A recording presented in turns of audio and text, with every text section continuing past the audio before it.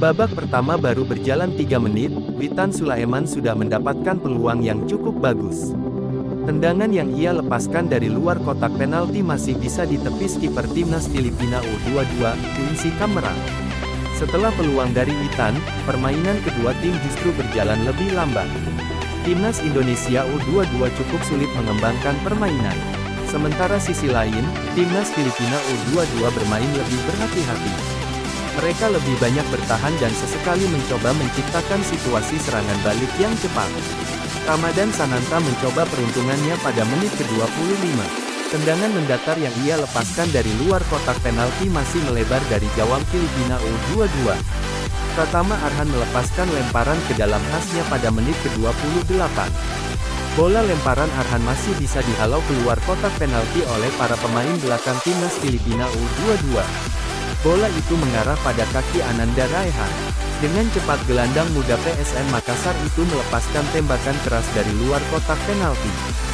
Sayangnya, kiper Filipina U22, Quincy Camara masih dalam kondisi fokus tinggi dan bisa menangkap dengan baik bola tersebut. Jim Kelly Sawyer memiliki kesempatan bagus pada menit ke-38. Tembakan yang ia lepaskan dari tepi kotak penalti masih melambung tinggi di atas mistar gawang timnas Filipina U22. Kebuntuan pada laga ini akhirnya pecah pada menit ke-45. Umpan silang Rio Fahmi berhasil disambut dengan tendangan first time oleh Marcelino Ferdinand. Bola hasil sepakan Marcelino bersarang di sisi kanan bawah gawang Filipina U22. Indra Syafri melakukan perubahan pada awal babak kedua. Fajar Faturrahman dimasukkan untuk menggantikan posisi Jim Kelly Sawyer. Baru sesaat berada di lapangan, Fajar Faturrahman sudah mendapatkan peluang. Namun, sepakan pemain milik Borneo FC Samarinda itu masih jauh dari sasaran. Peluang besar dimiliki timnas Indonesia U22.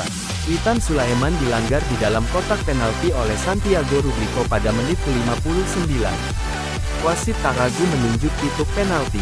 Namun, peluang itu gagal dimanfaatkan dengan baik oleh timnas Indonesia U22.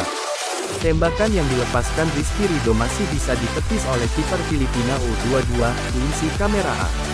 Memasuki 15 menit akhir babak kedua, Indra Syafri kembali melakukan perubahan. Beckham Putra dan Ramadan Sananta ditarik keluar. Indra memasukkan Muhammad Taufani dan Irfan Jauhari untuk menggantikan kedua permin tersebut. Timnas Indonesia U22 mencoba menambah keunggulan di sisa babak kedua.